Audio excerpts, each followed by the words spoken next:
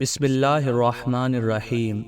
شروع اللہ کے نام سے جو بڑا مہربان اور نہایت رحم کرنے والا ہے۔ السلام علیکم پیارے دوستو، آج کی اس ویڈیو میں ہم آپ کو اجمیر شریف کا پورا اتہاس بتائیں گے اور ساتھ میں یہ بھی بتائیں گے کہ اجمیر شریف جو کہ ایک ہندو راجہ پرتھوی راج چوہان کا گڑھ تھا، وہاں ایک فقیر کا درگاہ کیسے بن گیا۔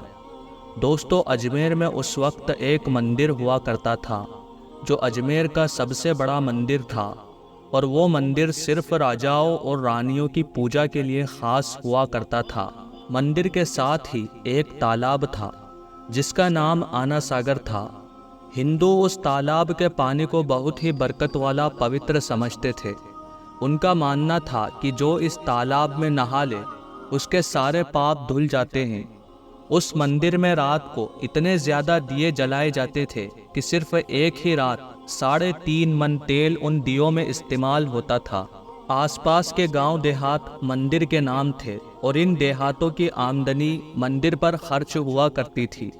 مندر میں ہزاروں نوکر تھے جن کا کام آنے جانے والے لوگوں کی سیوا اور دیکھ ریکھ کرنا تھا، اور وہ بتایا کرتے تھے کہ کون سا بھگوان بیٹے دیتا ہے اور کون سا دیوتا صحت اور تندرستی دیتا ہے، اور کس مورتی کی پوجا کرنے سے دولت بڑھتی ہے۔ خواجہ غریب نواز رحمۃ اللہ علیہ وہاں آئے اور آنا ساگر کی کچھ دوری پر چٹائی بچھا کر اپنے مریدوں کے ساتھ بیٹھ گئے۔ عصر کی نماز کا وقت تھا، لہٰذا آپ خواجہ صاحب نے حضرت قطب الدین رحمۃ اللہ علیہ سے اذان دینے کو کہا۔ کفر اور شرک سے بھرے اجمیر میں اللہ تعالیٰ کے ایک ہونے اور حضرت محمد مصطفیٰ صلی اللہ علیہ وسلم کے رسول ہونے کا یہ پہلا اعلان تھا۔ وہاں رہنے والے لوگ اسلام کے بارے میں کچھ بھی نہیں جانتے تھے، چنانچہ اذان کی آواز سن کر وہ لوگ حیران ہوئے اور اپنے گھروں سے نکل کر سب خواجہ غریب نواز اور ان کے مریدوں کو دیکھنے لگے، اور آنا ساگر کے پاس بھیڑ لگ گئی۔ حضرت خواجہ غریب نواز اور ان کے مریدوں نے آنا ساگر کے پانی سے وضو کیا اور نماز پڑھنا شروع کر دیا۔ سب ہندو حیران رہ گئے۔ وہ سوچ رہے تھے کہ سب بھگوان تو مندر کے اندر ہیں، تو یہ لوگ کھڑے ہو کر کون سے بھگوان کے آگے جھک رہے ہیں۔ شام ہوئی تو راجہ کے اونٹ جو دن میں چرنے کے لیے گئے تھے اپنے چرواہوں کے ساتھ واپس آنے لگے۔ اتفاق کی بات تھی کہ جہاں حضرت خواجہ غریب نواز بیٹھے تھے وہ جگہ راجہ کے اونٹوں کے بیٹھنے کی جگہ تھی۔ چرواہوں نے بابا صاحب سے کہا کہ بابا صاحب یہاں سے اٹھیے، کیونکہ یہ جگہ راجہ کے اونٹوں کے بیٹھنے کی جگہ ہے۔ خواجہ غریب نواز نے فرمایا، اتنا میدان خالی پڑا ہے، اونٹ تو کہیں بھی بیٹھ جائیں گے، کیوں بے وجہ ہمیں تنگ کرتے ہو؟ وہ لوگ نہیں مانے اور مسلح اٹھا کر ادھر ادھر کرنے لگے اور خواجہ غریب نواز سے بدتمیزی کرنے لگے، اور ان لوگوں نے آخر کار بہت بدتمیزی سے کہا کہ یہ راجہ کے اونٹوں کے بیٹھنے کی جگہ ہے اور ادھر راجہ کے اونٹ ہی بیٹھیں گے، تم لوگ کہیں اور اپنا مسلح بچھا لو۔ آخر کار آپ خواجہ صاحب نے اٹھتے ہوئے حضرت قطب الدین سے فرمایا، اٹھو قطب الدین، یہ کہہ رہے ہیں کہ یہ اونٹوں کے بیٹھنے کی جگہ ہے، تو چلو میں کہتا ہوں اب یہاں صرف اونٹ ہی بیٹھیں گے۔ یہ کہہ کر آپ خواجہ صاحب اپنے ساتھیوں سمیت وہاں سے اٹھ گئے، اور اگلی صبح جب اونٹوں کو چرانے کے لیے لے جانے کا وقت آیا اور چرواہوں نے اونٹوں کو اٹھانا چاہا تو انہیں پتہ چلا کہ اونٹ اٹھ نہیں پا رہے ہیں۔ انہوں نے اونٹوں کو مار مار کر زبردستی اٹھانا چاہا، لیکن وہ بیٹھے ہی رہے۔ چرواہے پریشان ہو گئے کہ جو اونٹ ان کے ایک اشارے پر اٹھ کھڑے ہوتے تھے آج کیوں نہیں اٹھ رہے ہیں۔ آخر کار انہیں یاد آیا کہ کل اس بابا نے کہا تھا کہ چلو اب یہاں اونٹ ہی بیٹھے رہیں گے۔ لوگ جمع ہونا شروع ہو گئے۔ کوئی کہہ رہا تھا کہ فقیر کوئی بڑا جادوگر ہے، کسی کا ماننا تھا کہ وہ کوئی بھگوان کا نیا اوتار ہے۔ بات راجہ پرتھوی راج چوہان تک جا پہنچی کہ ایک مسافر فقیر نے راجہ کے اونٹوں پر جادو کر دیا ہے۔ راجہ نے حضرت خواجہ معین الدین چشتی کو خبر بھیجی کہ تم کیسے فقیر ہو جو بے زبانوں کو باندھ رکھا ہے، یہ بیچارے بھوک اور پیاس سے مر جائیں گے، اسی لیے مہربانی کر کے اپنا جادو واپس لے لو۔ ख्वाजा मोइनुद्दीन चिश्ती ने फरमाया, हम मुसलमान हैं और मुसलमान बद्दुआ नहीं करते और ना जादू करते हैं। ऊँट जिसके हुक्म से बैठे थे उसी के हुक्म से खड़े हो जाएंगे।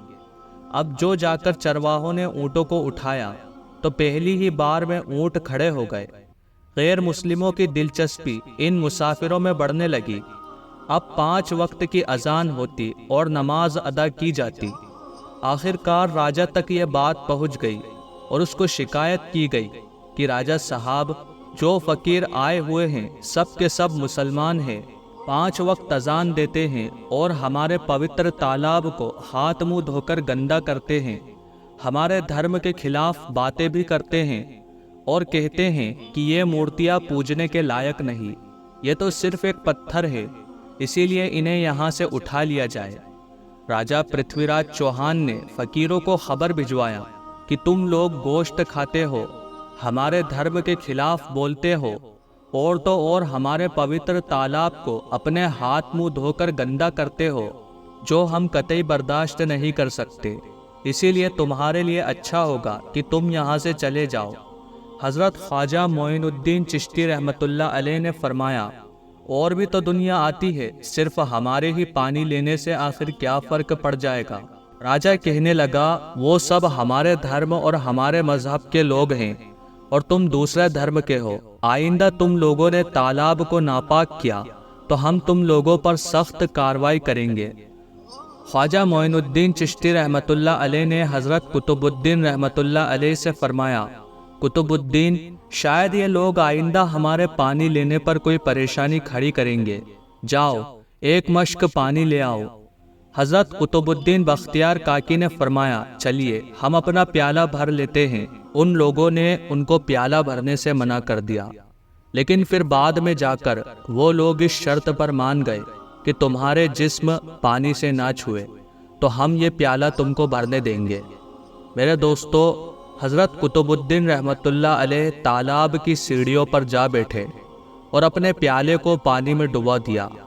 जब वो प्याला भर गया तो हज़रत कुतुबुद्दीन रहमतुल्लाह अलैह ने वो प्याला ऊपर खींच लिया, लेकिन फिर क्या था, जब वो प्याला पानी से बाहर आया, आना सागर का सारा पानी सूख गया और आना सागर की तह में सूखी रेत उड़ने लगी। मानो ऐसा मालूम हो रहा था कि आना सागर उस छोटे से प्याले में समा गया है। आना सागर को सूखना था कि पूरे अजमेर में कोहराम मच गया। गली मोहल्ले में चीखों पुकार और आहों की आवाज़ शुरू हो गई। वो लोग रो रहे थे और कह रहे थे कि जो पाप हमारे आना सागर में नहाकर धुलते थे और पापों से छुटकारा पा लिया करते थे, अब हम क्या करेंगे? अब हम पापों का बोझ कहाँ लिए फिरेंगे? सारे इलाके में ये खबर फैल गई कि मुसाफिर फ़कीर ने जादू के ज़ोर से आना सागर को सुखा दिया है। दोस्तों, जानते हैं आगे क्या हुआ?